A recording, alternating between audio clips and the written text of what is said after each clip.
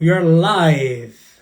So, welcome to today's live session. It's not Friday, it's Tuesday, 6:30 Berlin time, and I'm looking forward for today live sessions with Rachel. It's Rachel is here. Rachel, just give me a second. I'm gonna pin today's live session. So overcoming limiting beliefs in sales. Great. Now let me just pin comment. Great. So hi Francesca. Now and yeah, let's wait for her and then we can start. Hello. Rachel, Hello. am I audible? Yes. Hello. Rachel, how you doing? I am doing well. How are you doing today? Very good, thanks. Yes. Thank you for having me. My pleasure. So, Rachel, today we're going to be talking about limiting beliefs in sales. I love this topic. Actually, this is what I do with my clients, and something I'm really into it. So, I can't wait to know from you your experience and also your point of view behind sales. But Yes. first and foremost, I would like you to introduce yourself to the people who don't know you from my audience. Right. Well, for everyone that's just tuning in who's never met me before, I'm a sales coach. So I teach entrepreneurs how to bring in consistent leads without having to look for new ones and have a consistent cash flow. So I'm based out of Seattle. I'm in the United States, so other side of the world from you. And gosh, I've worked in sales for nearly a decade in all different types of roles, mostly as a store manager, so in retail store management. But now I have my own business for over a year now, and I love to coach. Great, awesome. So Rachel has a lot of experience, behind sales. So, what better person than you to talk about this topic, Oh, Rachel? thank you. That's so sweet. Yes. So, Rachel, I would like to start today's live session by asking you this because I would like to know your point of view, your experience, as a sales coach. What is the biggest limiting belief people have Yeah. behind sale? Yeah. So I guess first of all, I want to say like it's really like a weird word for me. Oftentimes, when we have a limiting belief, we don't see it as being a limiting belief. We just see it as a truth, right? It's just something that we believe. It's something that we view it as, and so there's a few things that can kind of hold us back in what we believe and how we sell. And so I think one of the biggest things when it comes to sales is that we see it as being something that we have to do in order to close. We don't see it as anything beyond that. Like we have to close the sale. And so when we think of it as being a skill, we think of how can we talk to people to get them to buy. But really, sales is this entire interaction from this before you even know that they exist and after you work with them. And so really sales comes down to how we interact with people and how we believe that interaction should look and how we feel about it. So when I talk about like limiting beliefs, then or things that hold us back, right? The things that kind of stand out to me is like what we think of that interaction to be, if that makes sense. Absolutely. Would say one of the biggest and first things that I tend to see is our relationship to money. Not one that we Mm, often talk yeah. about, but how we view money and how it shows up in our life. So for instance, that can show up in ways like price and this feeling that I have to close every sale. So when we talk about price, there's a couple things that come up. So first of all, I hear that something is cheap or something is expensive. And so we say, oh, this is my more expensive option or this is my cheaper option. But what that actually is an opinionated word. It's not actually factual, because what is cheap to you, Michael, may be expensive to me. And when Absolutely. right.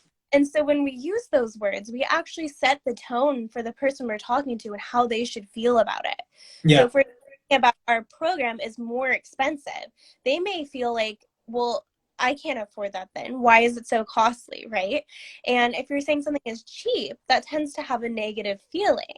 And so when we explain something as being cheap, then it doesn't help us or help anyone. And what if they liked it? We might make them feel bad for liking it. And so those are two ways that we talk about money in our business that can hold us back. So my recommendation is completely eliminate that. Don't even bring it up. And then the other thing that I see when it comes to price is that we feel like we have to lower our prices in order to attract people. So that goes back to, I have to close the sale, right? But I want to challenge you to think of it this way, because if we have to lower our prices, like say like we offer, $1,000 and we lower it to 600. If I were that client, I would be like, well, why would I have ever paid 1,000 if you were just going to lower it down to 600, It right? is. It is. So you devalue yourself and you hurt yourself, and they're probably not the best client if they're not willing to pay your full price, right? They don't see the value in what you do. Right? So our relationship to money and how we view it can be really important to how we talk about what we do, and how our mindset around what the transaction actually is. So, also feeling like you have to close every sale. Like we've all been there. I'm sure you've been there before. You're like, I have to Yeah, make absolutely. a Yeah. call, right? But I think when we are so set on having to close it, we get desperate sounding. It's a body language thing. It's our tone of voice. It's the way we position ourselves, the intensity of how we say things, right? And so we tend to be so focused on closing that we make it about us and we stop making it about them, right? And that's when things get salesy and get spammy and Mhm. awkward. We're so set on having to close it and making money that we forget to ask questions and we forget to find out how we're actually going to help someone, right? Absolutely. Absolutely. And totally agree with you. I loved what you shared here. And I think that's the difference between uh, serving and pleasing, between telling um, and inviting people. I think telling is not selling. It's Yeah, more, I'm here to make an agreement. yeah, So I'm inviting you. And and you mentioned a really important aspect when it comes to close a sale, or for example, yeah, to create a client is the way you interact with the person you have in front of you. And when I think about this, I see asking gentle questions. It's a really good way to conduct the conversation in a way that I am here yes. to tell you that you make the decision, so Mm, that I don't push you back. So I personally think that most of the time we create objections because we enter the conversation in a way that we, as you said before, we are focused on what we yeah, are going to say instead of being present and listen the other person and allow them to make the decision. yes, exactly. Right. And so one way to kind of like what you're leading here with is to overcome that type of mindset is to lead with questions It instead is. of leading with how you're going to help someone. Because I think so often I call this word vomiting. We get really excited. We want to Yeah. tell everyone exactly what we do and how we're going to help them. Yeah. Yeah. How do we know what to help them with if they haven't even told us, if we haven't even asked? And so when you are in these conversations with people, lead with questions, and not just like questions, but open-ended questions. Find Yeah. out where they're hurting, find out why they reached out, get to know them on a human level. And then when you listen, trust me, nobody's listening. you're going to stand out immediately if you're able to listen to them and then show them how you're going to help them with that, what they tell you, right? It's so different. Most people aren't doing this. It is. It is. And I think it's crucial. I still remember myself when entering conversation when I started my coaching practice. Uh, trying to bring people to my program, and I used to make this mistake now, less because I have much more experience. I got a lot of no's really helped me to understand Right. my way of inviting people, uh, not being needy. So I'm not asking, for money. It's like when you go to a supermarket and you're about to pay, they're not ask you for money. Okay, it costs $5, so are you gonna pay $5? Yeah. So that's why I see that moment, less asking for money, but I'm inviting you, and this is the investment that will help you, achieve your goals, and we're gonna do it together. That is such a good point that you just explained Yeah. that, but you're right. Like they're not asking you, like, here's the price, take it or leave it, right? Um, and we've all made the mistake. Trust me, I've totally word vomited myself too, and I still do it to this day sometimes because it's such an easy thing to do. It is. So I just find when like it's that like pause and breathe for 10 seconds type mentality. Mm, Like when someone asks me a question, I'm like, or they're like, can you tell me more? I could really easily tell them everything that I do, or I could pause and be like, okay, what do I need to ask them? Right. And absolutely. I'm like, my goal is to help people. And if all I'm focused on is selling them, then I'm not helping people, right? And so if I really genuinely want to help people, then ask questions, right? It's all about like the vibe we put out. And that's what like and makes everything so salesy is where we're focused on what this interaction is going to do for us instead of how we're going to help the other person. Yeah, absolutely, absolutely. It's so powerful, this, Rachel. Yeah, I wanna say hello to all the people who are joining us today. Pleasure to be with you, Rachel. And today we are talking about how to overcome limiting beliefs in sales. Rachel, what's another main point when it comes to the interaction side? So the way we interact with people so that we can um, bring them to what we can offer to, help them achieve their goals. Right. So another thing that I would say that I often see when it comes to mindset around sales is that we are what is our intention behind it? I think that goes back to the first point a little bit, but I often hear in the space we talk about be authentic and build a Yeah, relationship. But what does that actually mean? Because I can tell you now, posting just a post is not building a relationship at all. it I hate is. It is. and think about like a friendship or a romantic relationship, right? What are you doing to build that with someone? How are you being yourself in that? It's you're probably going to be interacting with them, you're going to keep up with them, you're going to ask questions, right? And so really to be authentic means to me at least is like regardless of the situation you're in, you're still yourself, you're not trying to be someone that you're not, right? And that comes down to being salesy and asking questions and all that, right?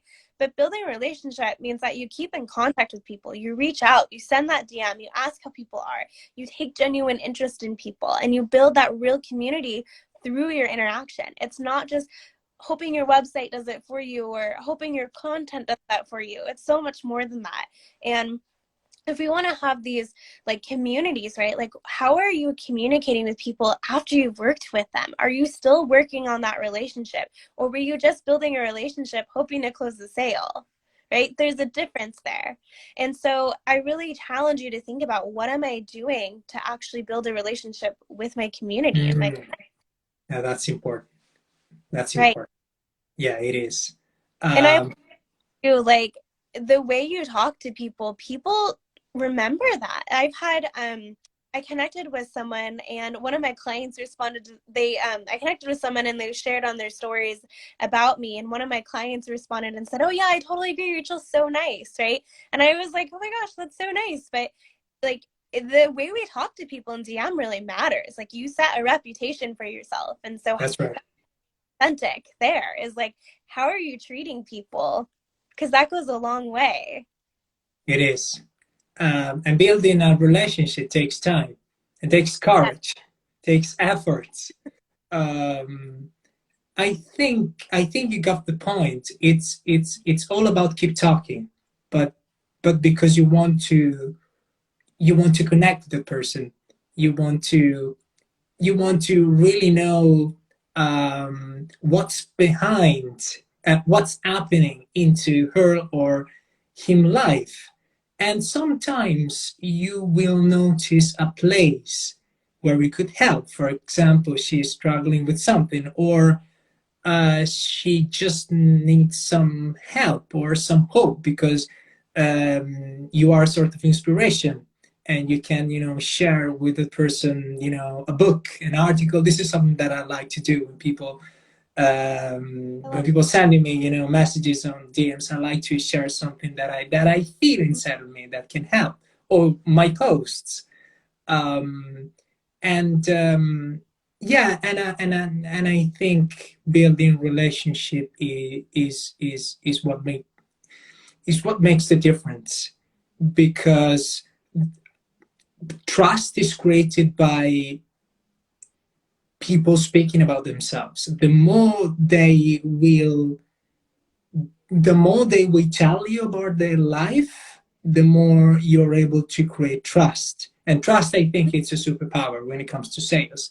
It means, okay, I'm talking to you, I'm sharing with you my challenges, my my fears, hurts, ambitions, dreams, goals, because I can feel inside of me that um, you can help me. So I'm here it. to know more your point of view, or I'm here, or just listen to you. So yeah, Yeah, that's we have to be really vulnerable when we open up to people and share what our frustrations are and what's holding us back. And so, how are we going to be vulnerable if we don't trust someone? And so, how are we create a space that makes them feel trusted, right? I mean, there's some really personal things that we often share sometimes with our coaches and the people we work with, and things that we're afraid to admit and open up about. And so building that relationship makes people feel safe, just like I said, in a friendship or romantic relationship, right? We're putting ourselves out there. yeah. And again, Rachel, I think it all starts from your curiosity. You're generally curious to know more about the person you have in front of you, without thinking about, oh, maybe can become a potential client and stuff like that. And this is the and honestly, this is a mistake that I did in the past. And now I see the difference. So when you lead with service, it's totally different than, for example, okay, or I have a strategy, or this is a tactic, or and because I think people can feel that place. Ab- And powerful question comes from naturally, for example. So you don't need to think, or I mean, this is my experience. yeah. So I'm curious then, just because I know so many of us say that we have, been there, we felt that, we've done that, we recognize it. How did you overcome that so that you recognize this isn't what I want to be selling? I know I switched the table on you, but since you've been there, I'm curious to hear what you've done and what changed for you. Okay. About being Saisley, Yeah, Rachel. Okay. I put you on the spot. I'm Yeah, sorry. yeah, yeah. 4 months ago, I had a conversation with a coach. Actually, she's my girlfriend's coach. Oh. This is a person I really appreciate. He's based in Boston, Massachusetts, and I had um, one of one of my best conversations have had in my life. Um, And I still remember the moment when he told me, "You're not selling," and I was like, "What do you mean?" And he was like, "You're inviting people. Hmm. It's an invitation." So it's like, so and then he was like, "Imagine yourself inviting someone to a special dinner party with you. What would you say?" And then I was like, something like this: "Would you like to, to have dinner tonight with me?" And he was like, "That's the same. Mm. You are inviting someone, so make it personal, make it powerful, make it in a way that they have the decision to say, okay, I'm gonna do it." So it's relaxing the person you have in front of you, and I think this um, it's a game changer in a way that Mm. you feel less pressure and you decrease the fear um, from you and the person you have in front of you. And this really helped me, in time. So this is my story behind this. I think that's so true. I think that, even just everything we've been talking about already is that somehow we see our clients as being a completely different relationship than any other relationship we have in our life. And so Yes, we're nervous on how do we talk to these people, but talk to them like your friends. that's I right. like to think that when people came to my store, because I worked in fine jewelry, right? Like they were like my friends coming to hang out with me, and like how am I them and how am I making them feel, and how are you greeting them? And if we're talking about storefronts in the online space, your social media page is your storefront, and your followers are the people coming in to check out what you're doing. So how are you engaging them? How are you setting those conversations? How are you wanting them to feel? And we don't think about that. We're so focused on, I need all these followers to make money. But you've got people coming in, checking out what you're doing. It's up to you to make it happen, right? It's up to you to set the tone. It's up to you to welcome them. Gosh, every single person who follows me, I try to send them a welcome message. I'm like, I'm That's cool. great. Nice to meet you. Like, welcome into my space. Like, where are you from? Because I want to get to know them. I want them to feel safe, be genuinely care. And that's such a great way to set the tone for a Yeah, relationship. I So, froze, Rachel. I lost you for some okay. seconds. I don't know what you heard then, but I was just saying, what a great way to like reach out to people and say, like, I'm here and I want to help you, and Yeah, I want you to be a part of my community, and I want to hear from you, and I want to get to know you, because I strongly believe that literally anyone can copy what you do. They can copy and paste, literally word for word. They can take your image, they can copy your website, but the one thing they can never copy is the relationship you have with people. that's Never. right. And that's how you sell, is you build a relationship, right? So it's all yes, absolutely, Donna. Truth. I know Donna also works as a sales coach, so I know she totally. Donna. Okay, Yeah, Donna, thanks for joining yeah, us today. yeah. So it's so important that you treat people as people, and that's what sales is about. And I think when we are so focused, like I said, on going back to my first point, which was price and money mindset, we don't treat people like people. We see them as dollar signs, right? Yes, yes. Yeah, I know that, Rachel. Um, and and that's service.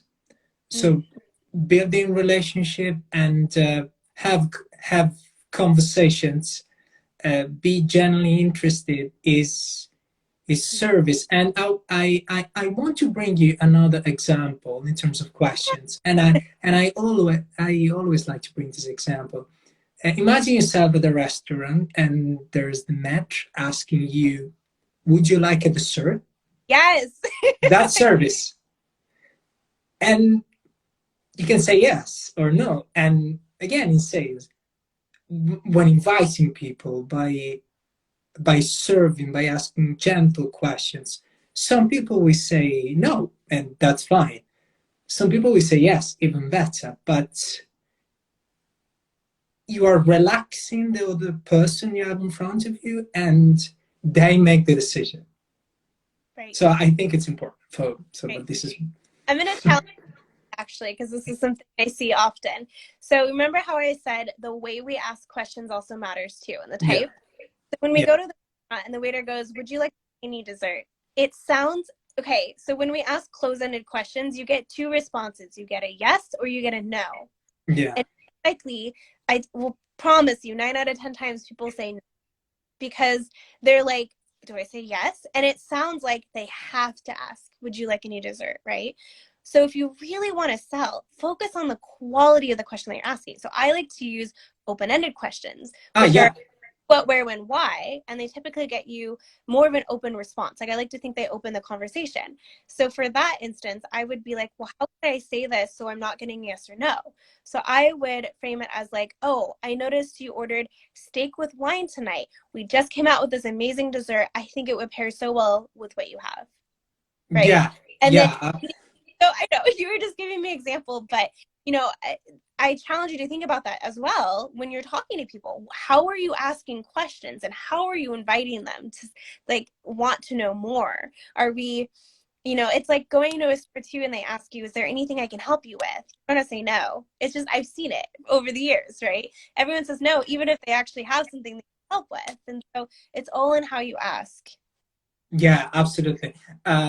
Yeah, I mentioned I wanted to bring that question to share with you the difference between serving, and pleasing. But Oh, yeah, it sorry. was it wasn't the right context. Yeah, No, no, no, no. And that was not personal to you. That was more, you know, if you've been thinking about your questions, like something to think about when we're talking to people. Totally yeah. not you at all. Sorry about that. No, no, no, no. But I like this, and I like your perspective, and I resonate with the message. I resonate with the way you see the moment, the way you see selling, and I think, yeah, it all starts from your intention to be first present, Mm-hmm. and make a difference. Because I see that when I'm able to make a difference to the person I have in front of me, if not now, they Mm-hmm. will find a way to work with me, or we will find a way to work together. Absolutely. Absolutely. Yes. Yes. Now, I will say I have a third point that I think when it comes to Yes. mindset. So often I see we're afraid to reach out, and so we don't. And so I think a lot of that comes from I feel like I'm going to be spammy or salesy or annoy them if I reach out. But I think you have to ask yourself, why am I reaching out, right? There's different types. Are you Mm, reaching out just to ask them to buy? Are you reaching out to follow up and see how they're enjoying something? Maybe you just finished coaching them. Find out, you know, how they're doing since working with you. Are the strategies still working for them? Maybe just you know that their birthday's coming up and you're reaching out to say happy birthday, right? There's so many ways you can reach out to someone without it being salesy. And I really encourage you to reach out to people non-business related ways and just be a human. Like think about when you again to your friends and your loved ones. Like how are you reaching out? Are you pitching them every time? Probably not. And what if you have a past client that has been struggling and has been thinking about working with you again? And by reaching out and just asking how they are and being a human, it might get you a sale, right? I mean, that's never the goal by reaching out, but it's a nice thing that can come out of it. absolutely, absolutely. I loved when you mentioned this. Imagine yourself being with that person at a restaurant, or at a cafe, and I think it's the same. It might seem obvious, but for many of us, sometimes it's difficult, to picture ourselves in that situation. But I think it's the same. Right, right. So, right. I think to kind of summarize what we were saying is like, you know, number one I see is how we view money and how it shows up in our life, right? Like, Yeah, what is where the transaction why are we really reaching out to someone? And number two is like, how are you genuinely building a relationship with people? How are you getting to know them? Do you see them as like a friend, as part of your community, or do you just see them with dollar signs? And number three, reach out to people. Don't be afraid. You're not going to annoy them. In fact, they probably do want to hear from you. And they're wondering why you haven't reached out. It's the same as going shopping and you have an amazing experience and connection with someone you never again, right? Yeah, And oh, I would have come back and bought from you again. So it interaction is. is so important. Never Yeah, underestimate. it all starts from an interaction, from a conversation, and then, as you said, keep talking, keep investigating, but because you want, because you're genuinely interested. And my last thing behind reaching out is, from people, what I recognize is the fear of, maybe I might bother them. Mm-hmm. So this is the main challenge I see from people. So the thought that is related to this, and maybe I may bother them. So I don't know if they're interested, or but you don't know. I think if we're only reaching out to people to sell them, eventually they're going to catch on and they're going to stop responding to you because they're not going to want to be pitched to every time they Yeah, see your name. And so I think it is really important that you, like I said, have those non-business conversations, and then no one will feel bothered, right? You know, like we spend a lot of time with our clients. Don't you want to know how they're doing? I, I do. So reach out and just ask. Like I still have a very good relationship with my previous coach. We talk all the time about everything. So it's just, and that's a genuine relationship. And being a consumer, I'm sure yourself too, like if someone took the time to reach out to me, like thank me or check in, I would be their best client. I would always be in there, like, tell me what's going on. Like, I want to come see you. And there's really just so much power in reaching out and interacting. I mean, it's like such a like classic skill, but it works for a reason. I think we all need a little more connection in our life right now, and it is. to be a part of something. It is. I love when you said, "Tell me what's going on," because I want to know that. I love that. Yeah, It we is. we're all coaches because we love people, and so it's why wouldn't we want to know more about people? It is. It is. I want to say hello to Arki. Arki, yeah, join our line now. So, Rachel, thank you so much. I really enjoyed this conversation with you. Oh, thank you. I enjoyed it as well, and thank you to everyone that's listening to you. We definitely both appreciate you a lot. Great. Yeah, I want to thank everyone who joined today's live with Rachel. So, Rachel, how would you sum up um, today's topic? How to overcome limiting beliefs Right. in sales? I would focus on why you're interacting with someone and what you hope that outcome to be. And definitely don't be afraid to send that DM. Don't be afraid to say hello to someone. You don't even have to say more than hello. You can just say hello or how are you? And never underestimate the power of a relationship with someone, and never underestimate the power of connecting, right? I promise you, people are not connecting. You are able to do that with someone, you will immediately stand out. That is how you differentiate yourself. Great, Rachel. Nothing to add. You said everything. Yeah. Um, Is there anything you would like to add? I think, just, not being so set on the outcome, right? Not feeling like you have to close every sale, and, money will yes, when you treat people right. And I think that don't be so set on the money aspect. Be set on how you're helping someone, and that's right. the rest will follow. It is. It is. Yeah, I would had enter your conversations by willing to make a difference, and you make a difference when you keep in mind these two things: how can I help you, and what's important to you.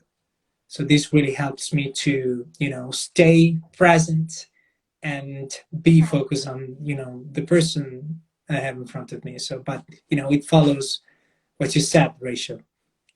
Yes, I think being present, that is well said. Mm.